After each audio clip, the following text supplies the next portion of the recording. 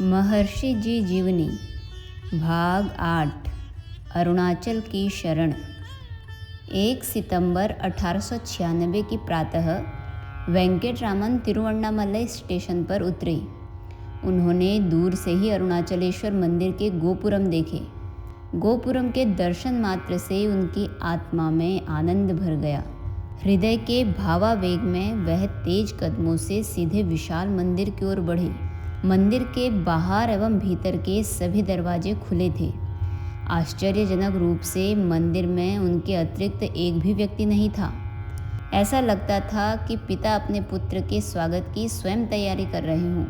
वह सीधे सबसे भीतर मंदिर के पवित्रतम गर्भगृह में बिना किसी अवरोध के पहुँचे और पिता अरुणाचलेश्वर को इस प्रकार संबोधित किया। हे परमात्मा, तेरी पुकार एवं आज्ञा से मैं सबका परित्याग कर यहाँ आ गया हूँ। उसी क्षण उनकी सभी शारीरिक एवं मानसिक उत्तेजनाएं विलुप्त हो गई। उन्होंने अपने भीतर एक अवर्णित तरंग का अनुभव किया जिसने पूरे व्यक्तित्व को आनंद से भर दिया। यह उनके जीवन का सर्वोत्तम क्षण था जब पुराना एवं मिथ्यापूर्ण सांसारिक जीवन छूट गया तथा सच्चे जीवन का आरंभ पिता के साथ आत्मविलय से हुआ। भाव विह्वल आनंद की अवस्था में वे थोड़ी देर खड़े रहे, पिता के चरणों में साष्टांग दंडवत किया और फिर गर्भगृह से बाहर निकले। उन्होंने अपने भविष्य को बंद करके उसे ईश्वर को अर्पित कर दिया। तब से वह अपने पिता के हाथों एक बच्चे के रूप में पिता की मर्जी के अनुरूप गतिमान रहे। उन्होंने अब पत्थर के लिंगम को देखा तथा अनुभव किया कि वह केवल बाह्य भौतिक वस्तु नहीं है, बल्कि सर्वज्ञ, सर्वव्यापक, सर्वव्याप्त, सर्वोच्च आत्मा है जिसने उनको आकर्षित किया तथा अभी भी उनको उनके पुराने घरौंदे से बाहर दूर खींच रहा है। वेंकटरामन अपने पिता की निकटता में मंदिर परिसर में ही रहने लगे। शास्त्रों के अनुसार एक परिव्राजक के निवास का उपयुक्त स्थान मंदिर, एक पर्वत, एक गुफा, वृक्ष की छाया या पवित्र नदियों का किनारा होना चाहिए। तिरुवन्नामलई में उस समय वेंकटरामन किशोर स्वामी नाम से जाने गए। किशोर स्वामी ने मंदिर को अपने लिए सबसे उपयुक्त एवं सुविधाजनक पाया।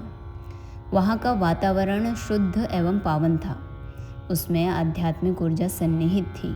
मंदिर में घंटा का निरंतर बजना, भक्ति गीत गाते हुए श्रद्धालु यात्रियों का अपने ईश्वर के सन्मुख पहुँचना, पावन मूर्तियों की शोभा यात्रा, युवकों द्वारा तेज स्वर में वेदों का पाठ तथा अन्य प्रकार की धार्मिक गतिविधियाँ मंदिर परिसर में व्याप्त हैं, जो किसी भी भक्त को उद्वेलित करती हैं। इनसे अलग कोई एकांत में आत्म ध्यान या ईश्वर का ध्यान करना चाहता है तो उसके लिए भी मंदिर का परिसर विशेष रूप से उपयुक्त है। युवा स्वामी को अपने खाने पीने अथवा सोने की कभी चिंता नहीं करनी पड़ी, न ही वे कभी इसके लिए परेशान हुए। उनके पिता अरुणाचलेश्वर को उनकी आवश्यकताएं मालूम थी। वह तो केवल अपने पिता के ध्यान में मग्न रहते थे। 1000 स्तंभ वाला विशाल कक्ष मंडपम ब्राह्मण स्वामी का पहला निवास था। तिरुवन्नामलई में युवा स्वामी ब्राह्मण स्वामी के रूप में जाने गए। वहाँ वे समाधि में बैठे रहते थे। बिना कोई बिस्तर, चादर एवं तकिए के वे नीचे सो जाते। सोने में हाथ तकिया एवं भोजन में हथेली तश्तरी का काम करती थी। आगमन के प्रथम दिन वह एक सरोवर के पास निरुद्देश्य टहल रहे थे। सरोवर से जैसे ही मंदिर के निकट वापस लौटे तो किसी ने उन्हें रोककर पूछा, आप अपने सिर का मुंडन कराना चाहते हैं? हाँ, युवा स्वामी का उत्तर था।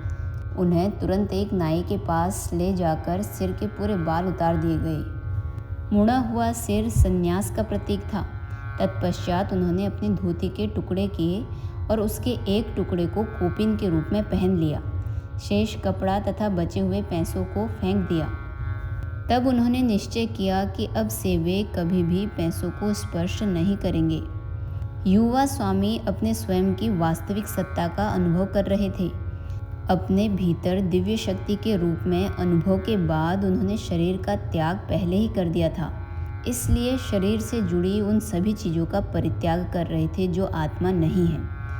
युवा स्वामी सदैव सत्य के साथ रहना चाहते थे। धन के प्रति प्रेम सभी बुराइयों की जड़ है। इसीलिए स्वामी ने सिक्के या कपड़े के रूप में जो भी थोड़ा उनके पास था फेंक दिया। अब वे दिव्य रक्षक की शरण में रहने जा रहे थे।